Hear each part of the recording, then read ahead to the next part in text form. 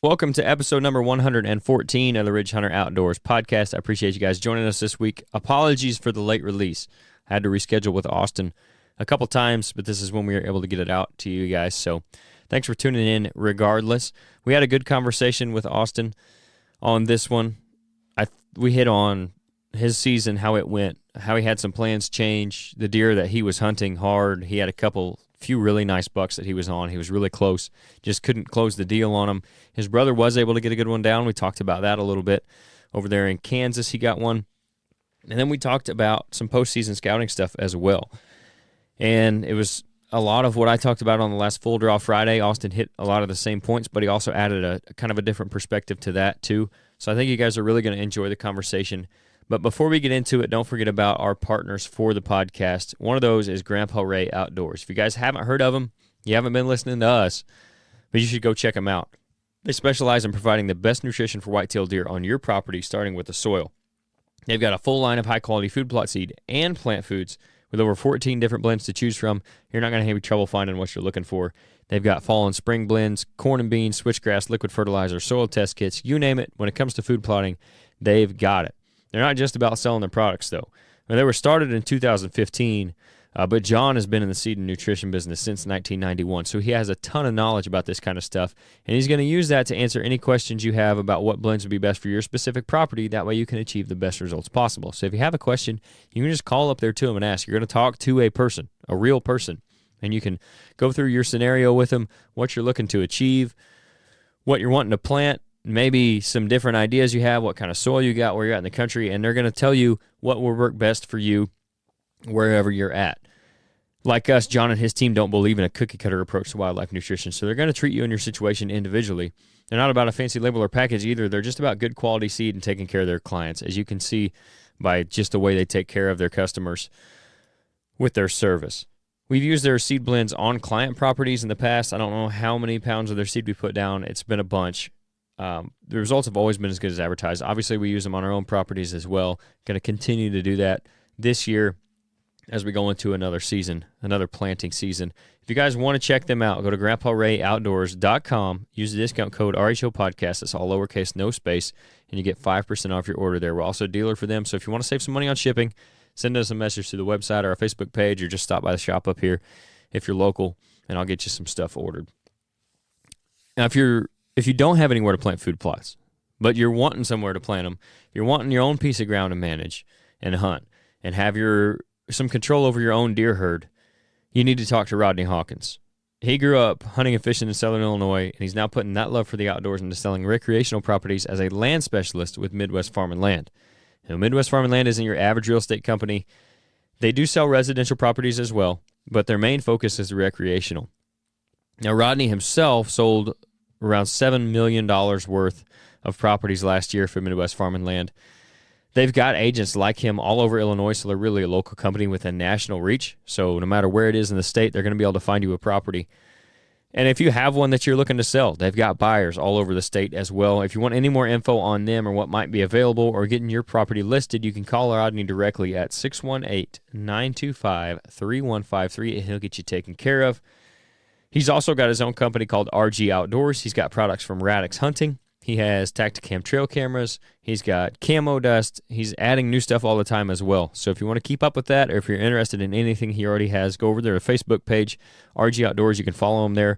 Send him a message through that. You can email him at rhoutdoors@yahoo.com, or again, just call Rodney directly at 618-925-3153. Make sure to let him know that we sent you over there. Our social media is Ridge Hunter Outdoors. That's on Instagram and Facebook. We do have a Facebook group called Ridge Hunter Nation. That's a private group for the people who listen to the podcast. Use it as a regular hunting group. I'll put stuff in there like I just put in there. We're going to have Sean Lundy coming up soon, so if you guys have any questions for him, drop them in the comments there.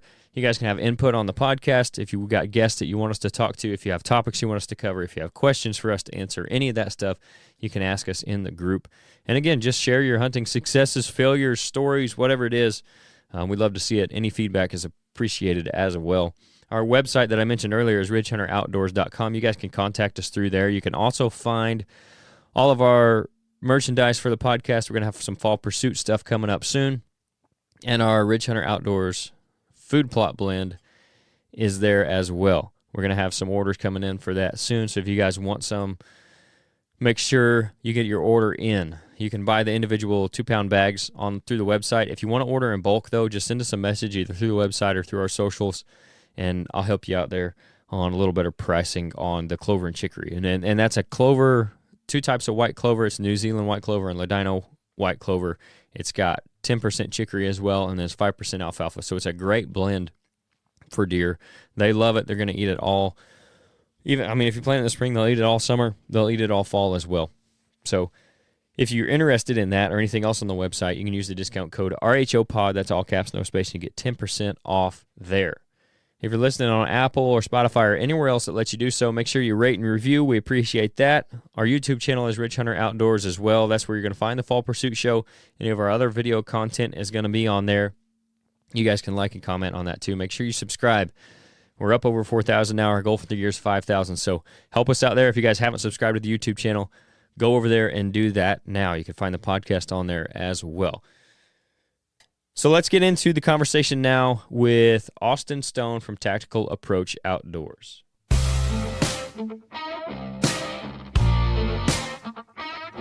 This is the Ridge Hunter Outdoors podcast.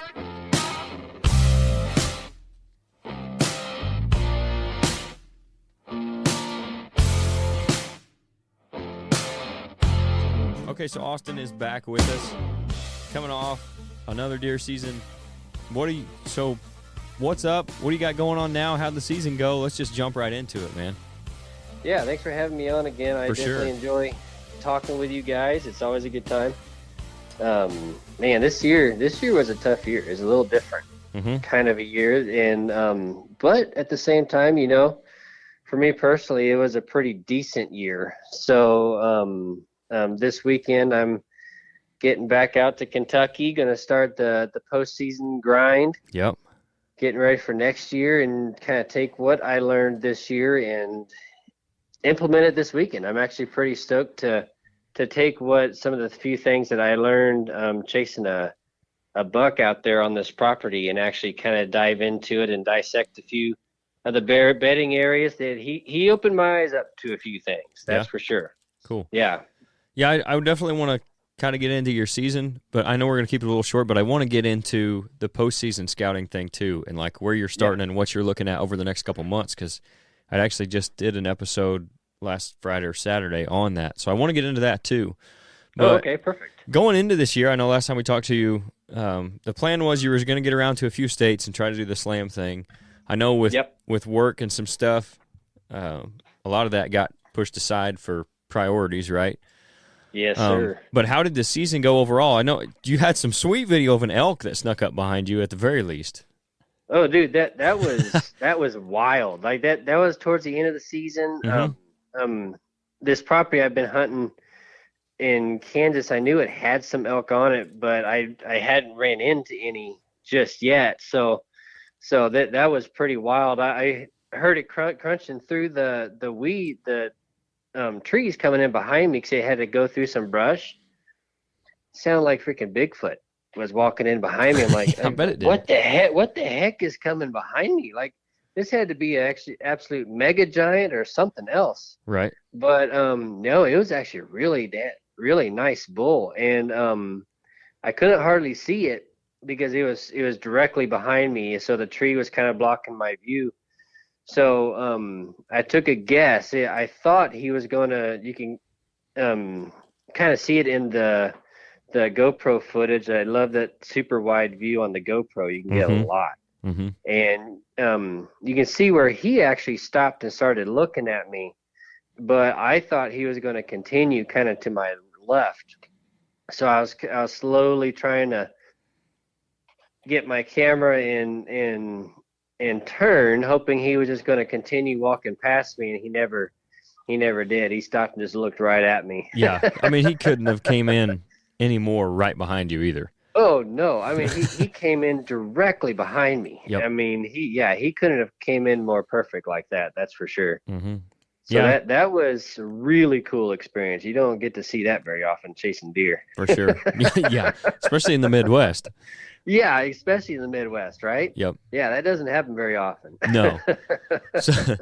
So we'll back that up. was a first. Yeah, that was a first. we'll back up to another Midwest state that does have some elk. Your Kentucky trips, how did they go? I know you were kind of on them early as far as your cameras and stuff go. Yep.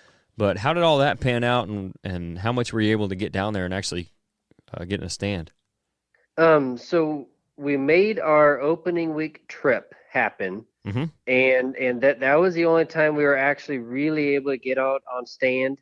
We made one more trip. I think it was the second weekend in October Mm-hmm. to adjust some cameras, do some scouting, and do a couple hunts. Also, just staying mobile and just trying to learn a few other things, and really trying to get ready for a possible December hunt, which we never ended up being able to achieve. Mm-hmm. So, but I from what the cameras were showing, we were pretty solid on a couple dandies. Yeah.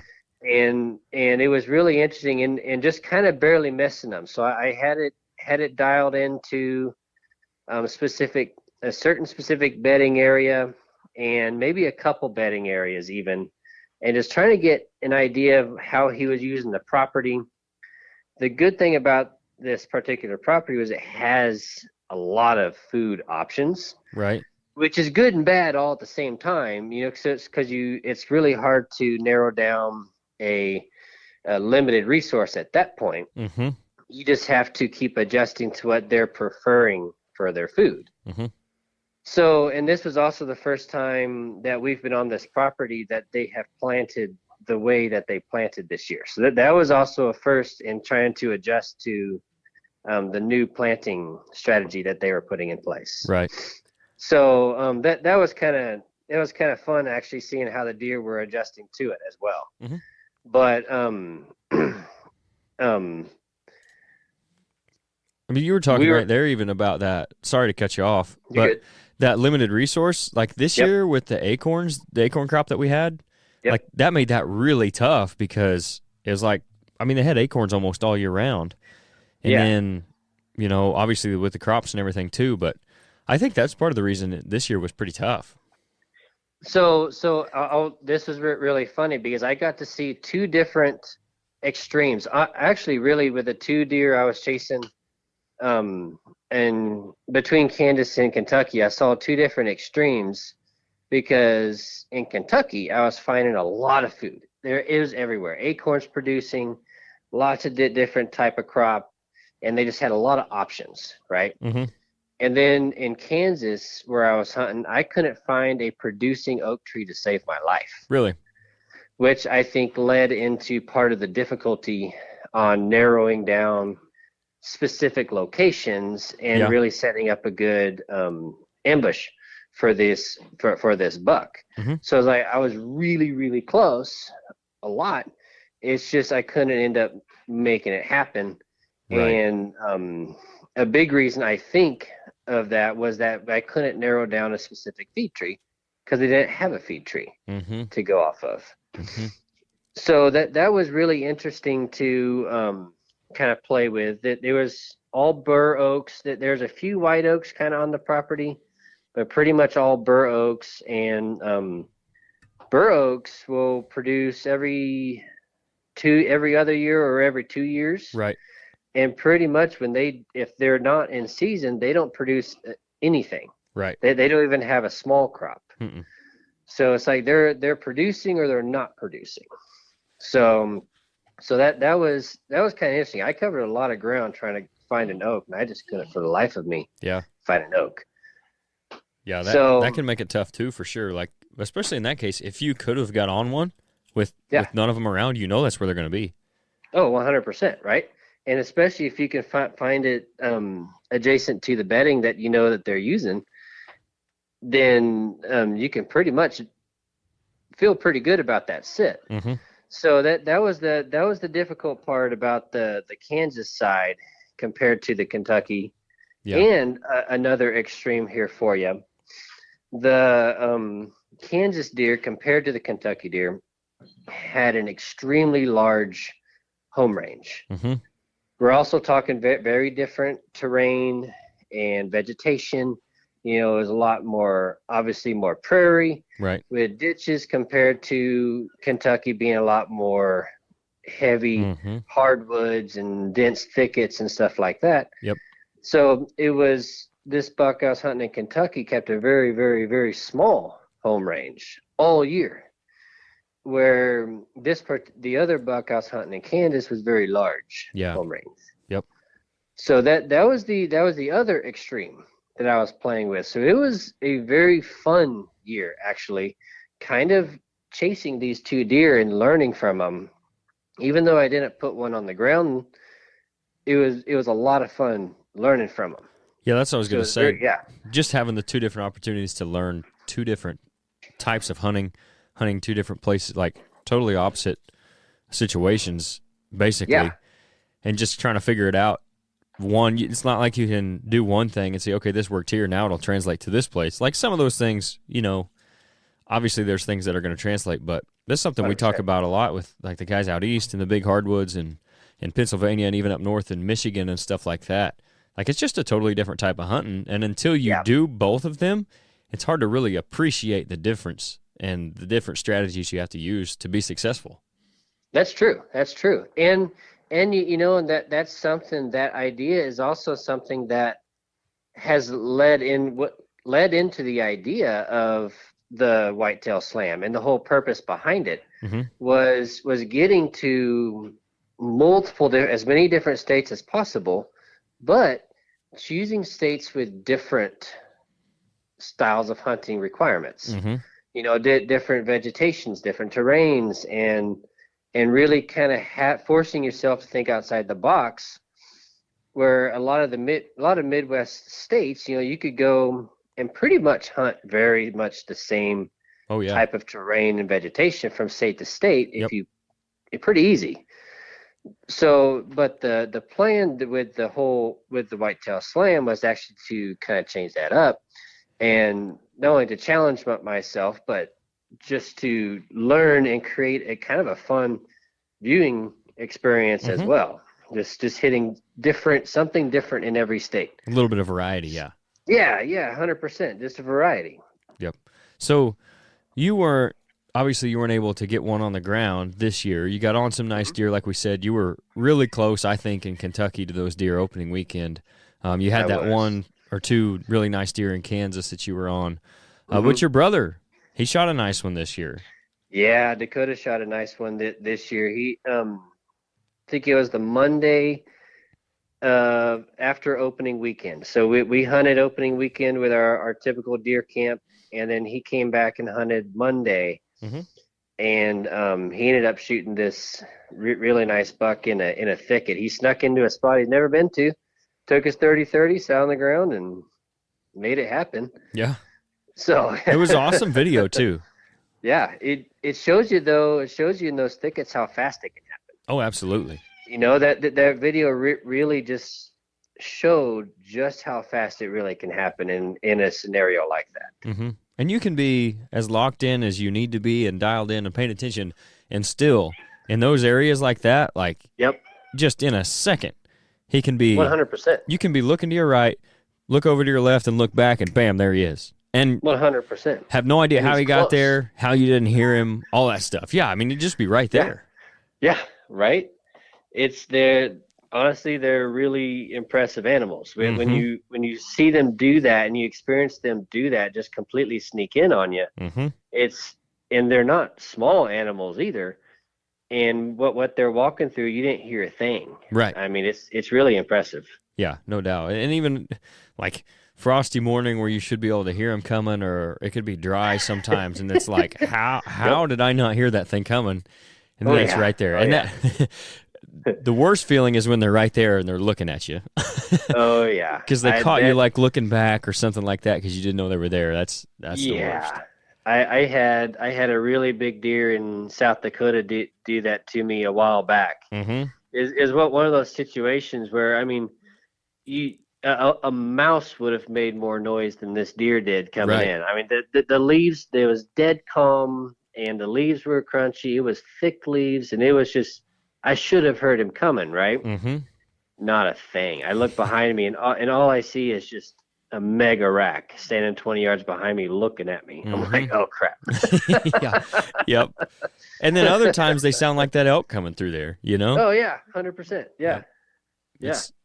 Yeah. It's wild how quiet and how loud they can be, but kind of transitioning now into the postseason, and I'm sure we'll have you on again. We'll get into some more of the season stuff as well one of these days. But I want to talk about what you're doing right now, especially since you're doing a lot of public land stuff, and this will translate to private land as well. The scouting aspect of it absolutely can. What are you doing for the next, I don't know, month to 6 weeks as far as scouting goes? What are you looking for, and why do you think it's important that you're out there scouting this early in the off season versus just waiting till summer like I think a lot of guys do, and even some of them not even then? But like, why do you think it's important, and what are you looking for out there?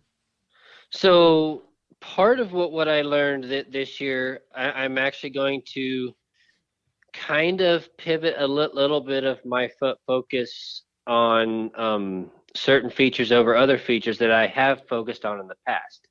So what I'm looking for right now is honestly anything and everything. I mean, you can pretty much predict next fall's rut movement based off of what you find right now. So if you find huge community scrapes, clusters of scrapes, converging trails, possible feed tree situations, what did the farmers plant last year? You can also use right now as a time to kind of see what parts of the property they're using the most. So where they're kind of focusing their efforts after the entire fall has gone through, right? But what I'm going to start focusing on a little bit harder is actually dissecting these bedding thickets a little bit better. So I've worked them a little bit in the past, and I've really worked the edges of them a little bit more. But there's certain thickets that I'm actually going to almost grid search this spring to understand exactly what they're doing inside that thicket. Because if I can truly understand what they're doing inside that thicket, I can understand how to hunt the perimeter of it better. Right. Yep. So, and what I mean by thicket, I'm not talking a 1 acre thicket. I'm talking a 35 to 40 acre thicket. Right. So we're not talking something where you could sit a corner and kind of see what's going on. You're going to miss a lot of what's happening inside or on opposite sides of that thicket, depending on how the deer are using it. So I'm really going to focus on getting into these thickets, and honestly, right now is the only time you can get into them. Any disturbance you make right now, I mean, more than likely, the buck you're after is not even going to be there right now. He's shifted off to some other location for winter food. So you can bank that you're probably not even going to spook the buck that's going to be bedding in that location. And also, any disturbance you make now is pretty much going to be washed off by the time the fall rolls around. I mean, it's going to be non-existent by the time September rolls around. So my job right now, how I do this is I map the area right now, and then what I do is come summer, if you can use trail cameras, but locate the bucks, right? And then you've kind of nailed down where they're primary bedding, secondary bedding, and where they're primarily using. And if you did a good job of mapping out that bedding area, once you locate a buck that is staying in that bedding area, you can not only better focus your camera efforts because you know how the deer are using that thicket more predominantly, right? You pretty much know how they're using it. So you can better focus your efforts on the perimeters, and you can better focus your hunting efforts because you know pretty much how they're using that thicket from the interior. So that's the, and then that way, because I've done it now, I don't have to enter that at all come summer. Yep. And then too, you're not going to see very much during summer. Also, more than likely, you're going to spook whatever buck you're after Right. if you try to dissect that throughout the summer Mm-hmm. and fall. And that's where in-season scouting, you got to be careful. And in-season scouting is probably the best, Mm-hmm. right? Yep. Because you can locate immediate movement in what they're doing right now. But postseason scouting helps streamline your in-season scouting in a manner to where you don't accidentally screw up your hunt once you locate a buck. Yep. That's pretty much how I pair my postseason scouting to in-season scouting. Is I want to map the area with my postseason scouting. So by the time I locate a buck, I have a pretty good idea about how he might be using that area. Mm-hmm. Is how I like to go about my tactic from here, and how I like to transition it into summer locating and through the fall. Yeah. And you hit on a few things that, like I was talking about, a few points that I made even. And then a big one that I like there is you're talking about getting in and seeing how they're using a certain area that you can't get into during the fall, and then that helping you hunt the edges of it. That makes so much sense, and I think that probably does get overlooked a lot. But like a couple things there is like you said, you can get in there without having to worry about spooking them. And one big thing for me is you can see how they were using that property or that thicket or that whatever it is during the hunting season. Because one thing about summer scouting is, like you said, you do have the potential to spook the buck.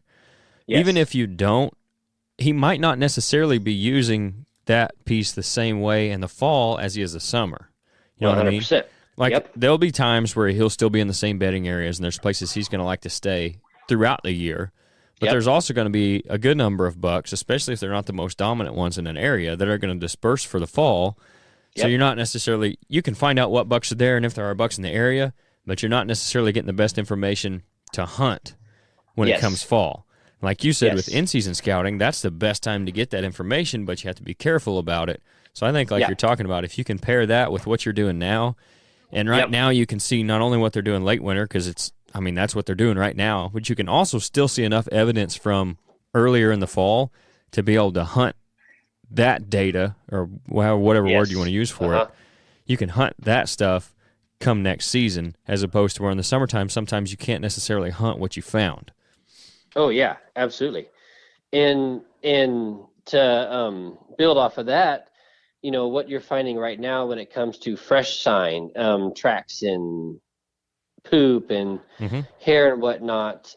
Yes, the deer are here right now, but it doesn't mean that's where they were during the fall. Right. So you can't locate actual deer right now and think that those are going to be the deer you're hunting during the fall. But what you're looking for, those beat up trails. You're looking for those washed out scrapes. A scrape that it looks like it's just, man, that looks like a cold scrape. It hasn't been used in forever. Right. Well, that scrape could be hot at the beginning of the season, and that could be where you shoot your deer early. But that scrape dried up middle of October because they transitioned to their scrape. So just mapping out all of those key features, right now, and then diving into it in the in season and seeing what's fresh. Yep. And then you can make your hunting decision from there. Yep. And combining that with trail cameras even, and that's why I think it's so important to get out there right now, is to because you can see that kind of stuff. And in the summertime, not only just because of the vegetation, but also because stuff's going to, leaves are going to be blown around. It's going to rain and wash stuff out. You're not going to be able to see it. So I think the closer 100%. you can scout to when it actually took place, obviously the better chance you're going to have to see it. Yeah, and on top of that, you can see so much further. Oh yeah. So you can walk a spot and see a good 100 yards, and and actually see a rub or a possible area that you want to go get to. Mm-hmm. Where if you wait till summer, that was covered in vegetation, so you actually have to add steps. Yep.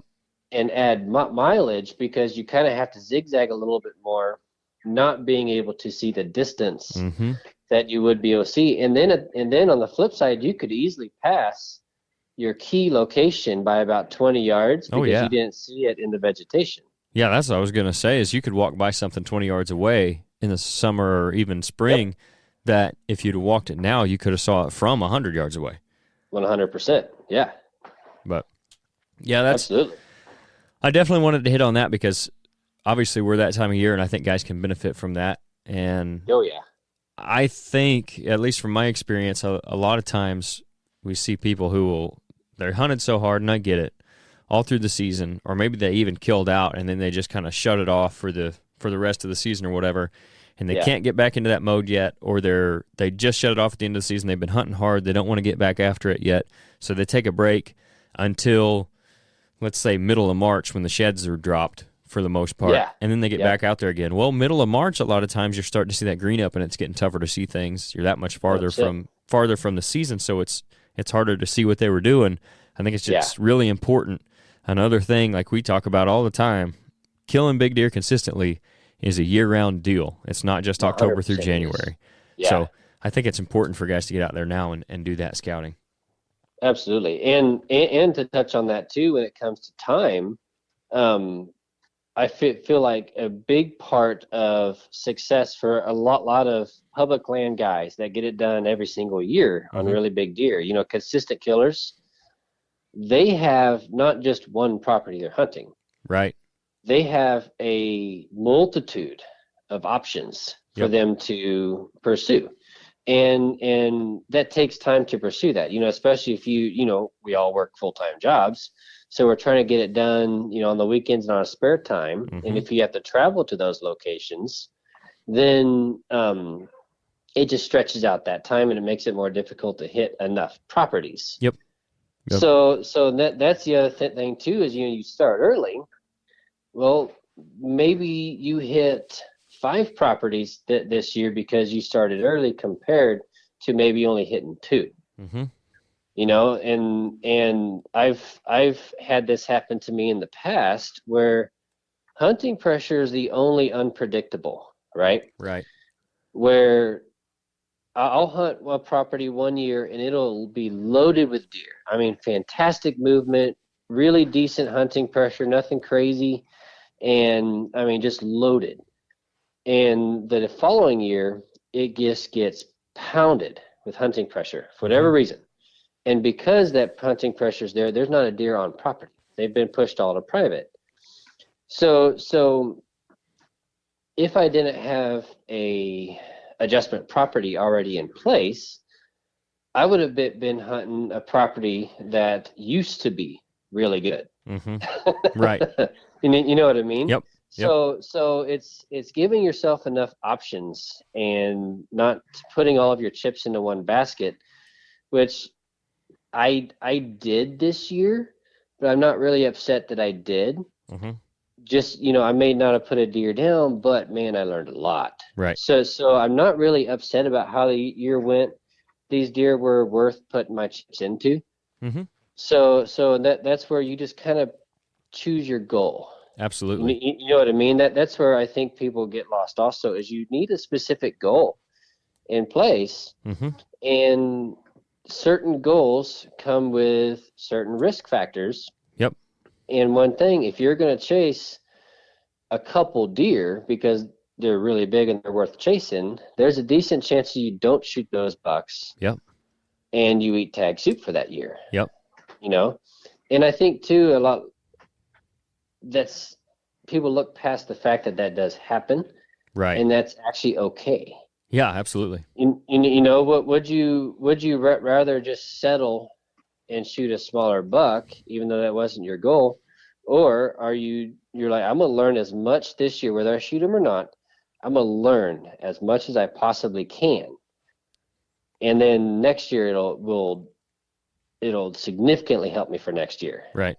So it's just as a personal thing. That's what you have to do as a hunter, is just let that be your own thought process. You don't let other people on social media dictate that goal setting process. Yep. And I think you set your goals like you're saying, and then along with your goals, you have to set your realistic expectations.